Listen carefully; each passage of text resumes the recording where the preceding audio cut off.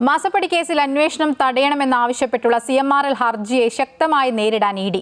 തെളിവുകൾ മുദ്രവെച്ച കവറിൽ കോടതിയിൽ ഹാജരാക്കും. കേസ് പരിഗണിക്കുമ്പോൾ ഇഡിക്ക് വേണ്ടി അഡീഷണൽ സോളിസിറ്റർ ജനറൽ ഹാജരാകും. അതേസമയം സുപ്രീം കോടതിയിലെ മുതിർന്ന അഭിഭാഷകരെത്തിക്കാണ് CMRLന്റെ നീക്കം. CMRL നൽകിയ ഹർജി കോടതി പരിഗണിക്കുമ്പോൾ ശക്തമായി നേരിടാനാണ് ഇഡിയുടെ നീക്കം.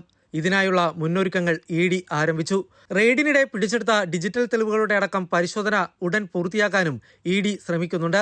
CMRL എക്സാലോജിക് സാമ്പത്തിക ഇടപാടിൽ മരവിപ്പിച്ച വീണയുടെ ലോക്കർ തുറന്നു പരിശോധിക്കാനും ഇഡി ഒരുങ്ങുകയാണ്. HDFC ബാങ്കിലെ ലോക്കറാണ് പരിശോധിക്കുക. പരിശോധനകൾക്ക് ശേഷം വീണയെ ചോദ്യം ചെയ്യുന്നതിനായി ഉടൻ സമൻസ് അയക്കും. ഇഡി അന്വേഷണം തടയണമെന്നാവശ്യപ്പെട്ട് CMRL നൽകിയ അപ്പീൽ തിങ്കളാഴ്ച പരിഗണിക്കും. അപ്പീലിൽ അന്തിമ വിധി വരും വരെ തുടർ നടപടികൾ വിലക്കണമെന്നാണ് ആവശ്യം. അന്തിമ ഉത്തരവുണ്ടാവുന്നതുവരെ പരിശോധന, ചോദ്യം ചെയ്യലടക്കമുള്ള നടപടികൾ നിർത്തിവെക്കണമെന്നും ഇതിനായി ഇടക്കാല ഉത്തരവ് പുറപ്പെടുവിക്കണമെന്നും അപ്പീലിൽ ആവശ്യപ്പെടുന്നുണ്ട്. സുപ്രീം കോടതിയിലെ മുതിർന്ന അഭിഭാഷകരെ രംഗത്തിറക്കി ഇഡി അന്വേഷണത്തെ തടയാനാണ് CMRL നീക്കം. അമൃത ന്യൂസ്, കൊച്ചി.